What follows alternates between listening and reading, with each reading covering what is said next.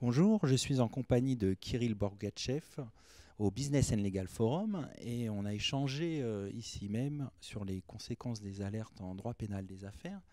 Alors justement, quel est votre avis en la matière? Nous avons enfin, avec la loi Sapin II, un statut encadré de lanceur d'alerte. Ce n'était pas le cas par le passé. Il y avait des protections, notamment le droit social accordait sa protection aux lanceurs d'alerte, mais il n'y avait pas de statut à proprement parler de lanceur d'alerte.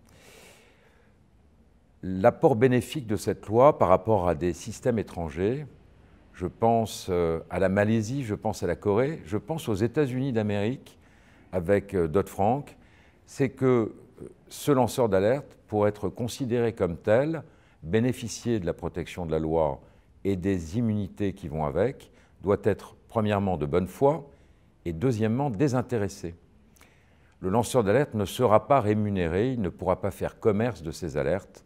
Je rappelle qu'aux États-Unis, les lanceurs d'alerte perçoivent entre 10 et 30% des amendes prononcées contre les entreprises dénoncées et que depuis 2011, ils ont reçu à 16 50 millions de dollars, ce qui pouvait paraître choquant.